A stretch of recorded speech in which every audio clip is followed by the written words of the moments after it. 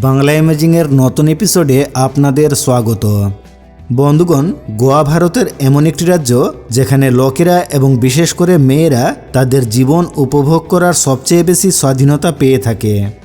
গোয়া তার সমুদ্র সৈকত ও প্রাকৃতিক সৌন্দর্য এবং সেখানে পাওয়া সস্তা মদের জন্য পুরো বিশ্বে পরিচিত। ভারতের একমাত্র রাজ্য যেখানে দুটি স্বাধীনতা দিবস পালিত হয়, একটি 15ই আগস্ট যা ভারত স্বাধীনতা দিবস হিসাবে এবং অন্যটি 19শে ডিসেম্বর যা গোয়া মুক্তি দিবস হিসাবে পালিত হয়ে থাকে। তো বন্ধুগণ, ভিডিওটি লাইক করে দিন, আর চ্যানেলে যদি নতুন এসে থাকেন তাহলে চ্যানেলটি সাবস্ক্রাইব করে বেল বটনে ক্লিক করে নিন। গোয়া হলো ভারতের সবচেয়ে ক্ষুদ্রতম রাজ্য, যার মোট আয়তন মাত্র 3702 বর্গ কিলোমিটার। রাজ্যটি অবশ্যই ছোট, কিন্তু মাথাপিছু ইনকামের দিক দিয়ে এটি ভারতের সবচেয়ে ধনীশীল রাজ্য। প্রকৃতপক্ষে ভারত স্বাধীন হয়ে যাওয়ার পরও গোয়া ভারতের একমাত্র রাজ্য ছিল যেটি তখনও পর্তুগিজদের দখলে ছিল। এরপর 19শে ডিসেম্বর 1961 সালে গোয়ায় এক অপারেশন বিজয় চালানো হয়, যেটি গোয়াকে পর্তুগিজদের দখল থেকে মুক্ত করে ভারতীয় এক রাজ্য হিসেবে গড়ে তোলে। তাই 19শে ডিসেম্বর এই দিনটি গোয়াবাসীদের কাছে অত্যন্ত স্মরণীয় একটি দিন। গোয়ায় একটি 450 বছর পুরনো মৃতদেহ ঠিক তেমনভাবেই রাখা রয়েছে যেমনটা আগের অবস্থায় ছিল। আর এটি অত্যন্ত রহস্যজনক একটি ব্যাপার যে এত বছর হয়ে যাওয়ার পরও দেহটি এখনও পচেনি। এই দেহটি সেন্ট ফ্রান্সিস জেভিয়ারের দেহ, যেটিকে রাজধানী পানাজির বাসিলিকা অফ জেসুস চার্চে রাখা হয়েছে। গোয়া ভারতের একমাত্র রাজ্য যেখানে 1961 সালের আগে জন্মগ্রহণকারী প্রত্যেক নাগরিকরা দুটি নাগরিকত্ব পেতেন। এশিয়ার সবচেয়ে প্রাচীনতম মেডিকেল কলেজ গোয়ায় অবস্থিত, যেটির নির্মাণ 1800 শতকে পর্তুগিজ সরকার দ্বারা করা হয়েছিল। এছাড়াও গোয়া ভারতের সেই রাজ্য যেখানে ভারতের প্রথম ইংলিশ মিডিয়াম স্কুল এবং এশিয়ার প্রথম ছাপাখানা চালু হয়েছিল। উত্তর গোয়ার একটি গুহাকে পাণ্ডব গুহা বলা হয়, কারণ এটি বিশ্বাস করা হয় যে মহাভারতের সময় পাণ্ডবরা তাদের নির্বাসন করতে গিয়ে এই গুহায় আশ্রয় নিয়েছিলেন। গোয়া ভারতের একমাত্র রাজ্য যেখানকার সমুদ্র উপকূলগুলিতে পর্যটকেরা সৌন্দর্য উপভোগ করতে হেলিকপ্টারের সফর করতে পারে।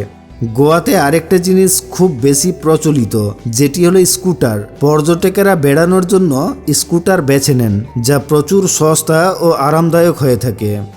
ক্রিসমাস এবং নববর্ষে গোয়ায় সবচাইতে বেশি বিদেশি পর্যটকের ভিড় জমে, যা গোয়াকে এক আন্তর্জাতিক লেভেলের ট্যুরিস্ট প্লেস হিসেবে গড়ে তুলেছে।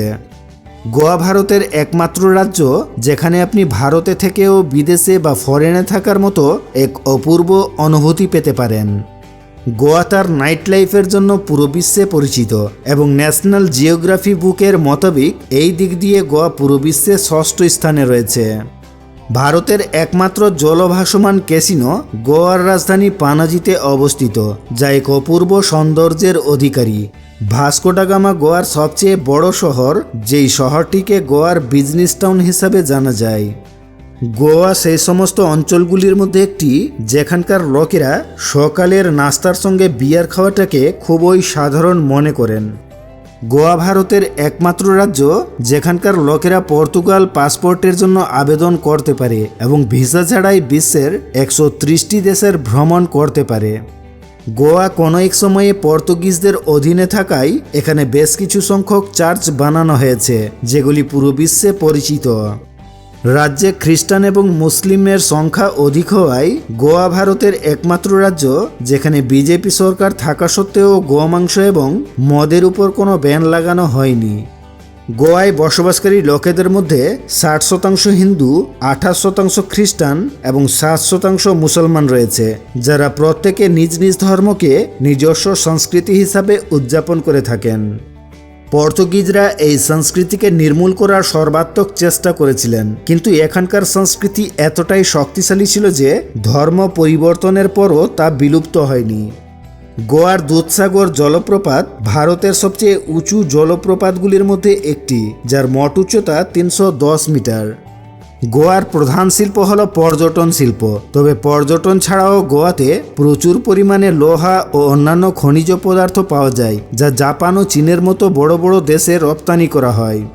বিখ্যাত প্লেব্যাক গায়িকা লতা মঙ্গেশকরের পিতা পণ্ডিত দীনানাথ একজন গোয়ার বাসিন্দা ছিলেন, যিনি গোয়ার মঙ্গেসি নামক একটি গ্রামে জন্মগ্রহণ করেছিলেন। গোয়ায় নর্মাল দিনের তুলনায় হলিডেজগুলোতে বেশি ভিড় জমে থাকে এবং গ্রীষ্মকালে এখানে সবচাইতে বেশি ভারতীয় পর্যটকেরা বেড়াতে আসে। ভিডিওটি ভালো লাগলে লাইক ও শেয়ার করবেন এবং চ্যানেলটি সাবস্ক্রাইব করে বেল বটনে ক্লিক করবেন। সঙ্গে থাকার জন্য অনেক অনেক ধন্যবাদ।